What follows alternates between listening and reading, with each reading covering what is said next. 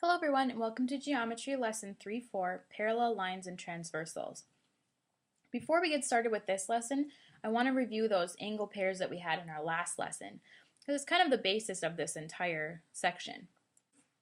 Remember, we had 4 different types of angles. We had corresponding angles, alternate interior angles, alternate exterior angles, and same side interior angles. Corresponding angles are angles that are on the same side of the transversal and in the same position above or below the intersected line. So if I wanted to talk about angle 3 is corresponding with angle 7 because it's to the right of the transversal and below the intersected line.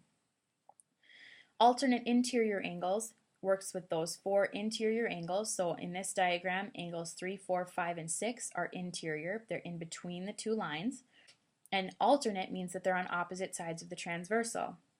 So angles 4 and 6 are alternate interior, and angles 3 and 5 are alternate interior. Alternate exterior angles make use of those exterior angles. So in this diagram, that's 1, 2, 7, and 8. And then alternate again means on the opposite sides of the transversal. So angles 1 and 7 would be alternate exterior, and angles 2 and 8 would be alternate exterior.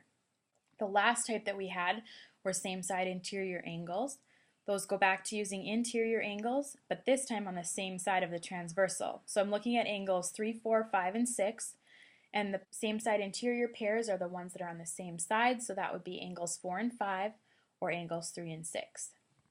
One thing that you'll notice in all of our diagrams today is that the 2 lines that are being intersected have those arrow markings on them to show that the lines are parallel. That's going to be a big part of everything that we do in today's lesson. So we have 4 different theorems that we're going to learn today. Our first one is the corresponding angles postulate. The corresponding angles postulate says that if 2 parallel lines are cut by a transversal, then corresponding angles are congruent. So our hypothesis is that we have 2 parallel lines cut by a transversal. So in my diagram, I have my 2 parallel lines, the horizontal ones, cut by that transversal. So I have everything set up, and then it tells me I can conclude that corresponding angles are congruent. So now I need to go back and look at what those corresponding angle pairs are. So let's start with the first pair. And I'm going to be concluding now not just that they're corresponding angles, but also that those angles are congruent. So I know angles 1 and 5 are corresponding, so they'd be congruent. So angle 1 is congruent to angle 5. Angle 2 and 6 are corresponding, so angle 2 is congruent to angle 6. Angle 3 corresponds to angle 7, so they would be congruent. And angle 8 corresponds to angle 4, so they would be congruent. Now our next theorem works with alternate interior angles. You should notice a common trend pretty soon. This one says that if 2 parallel lines are cut by a transversal, then alternate interior angles are congruent. So my hypothesis again is that I have 2 parallel lines cut by a transversal, and my conclusion is that alternate interior angles are congruent. So here I have my 2 parallel lines, the horizontal ones, cut by that transversal again. And then I'm concluding that alternate interior angles are congruent. So my interior angles, remember, are 3, 4, 5, and 6, and the ones on opposite sides of the transversal are congruent. So that means angle 4 would be congruent to angle 6 since they're alternate interior, and angles 3 and 5 would also be congruent. Remember, those angle brackets are just used to denote that those angles are congruent. So you can either mark this in the picture or you can write it down symbolically. Alternate exterior comes next, and look at this, almost exactly the same. So it starts off the same with that hypothesis. If 2 parallel lines are cut by a transversal, and this time our conclusion is that alternate exterior angles are congruent. My exterior angles are 1, 2, 7, and 8. So angles 1 and 7 are alternate exterior, so I know that they're congruent. Angles 2 and 8 are alternate exterior, so I know that they're congruent. Now our last one is same side interior angles theorem. This one is a little bit different. It starts off the same if 2 parallel lines are cut by a transversal, so I still have that, but this one concludes that same side interior angles are supplementary. So somehow in your notes, mark that this one is different from all the rest. It's the only one that's like this. I'm still working with my parallel lines, still working with my transversal, but this time, same side interior angles are always supplementary, not congruent like all the other ones. So if I look at my same side interior angles, interiors are 3, 4, 5, and 6, and the ones on the same side would be 4 and 5 and 3 and 6. This time, instead of marking that those angles are congruent, I can't really put anything in my diagram, but algebraically I can write out that those angle pairs are supplementary. So I can say that the measure of angle 4 plus the measure of angle 5 is 180 degrees. And I can say the same thing, that the measure of angle 3 and the measure of angle 6 added together equals 180 degrees. So let's try a few examples of this. So I want to find the measure of each angle in the diagram. So here I'm looking for angles 1, 2, 3, and 4. So first it's important to point out that these two lines are both marked as being parallel and they have a transversal. So I'm given one angle that's 125 degrees. That angle corresponds to angle 1, so I know that those two are congruent. It's an alternate exterior angle with angle 4, so I know that those two are also congruent, so angle 4 also has to measure 125 degrees. I know that angles 1 and 2 are a linear pair, so they have to be supplementary. So I know that the measure of angle 1 plus the measure of angle 2 equals 180 degrees. I'll use a little bit of substitution here. So then angle 1 I know from before was 125. So plug that in. Then subtracting 125 from both sides leaves me with the measure of angle 2 equaling 55 degrees. Then I can use vertical angles to say that the measure of angle 3 is 55 degrees also, since all vertical angles are congruent.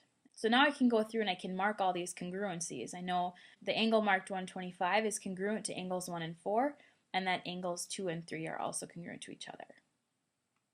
Okay, so in our next diagram, here again I have two parallel lines cut by a transversal, and I'm given one angle that's 25 degrees, and I'm asked to find angles 1, 2, and 3. So let's start off by marking all of our congruencies. That 25 degree angle and angle 2 are vertical angles, so those are congruent. The 25 degree angle and angle 1 are alternate interior angles, so those are congruent.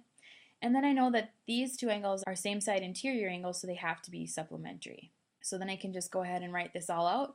Angle 1 is congruent, so that's 25 degrees. Angle 2 is congruent, so that's also 25 degrees. And then I know that the measure of angle 3 plus that 25 degree angle has to equal 180. Subtracting 25 from both sides will leave me with the measure of angle 3 equaling 155 degrees. Next example, again we have our two parallel lines cut by a transversal. Here I have two same side interior angles, so I know that those are supplementary. That means when I add their measures together they have to equal 180 degrees. So I'm just going to add these expressions just like I would with numbers.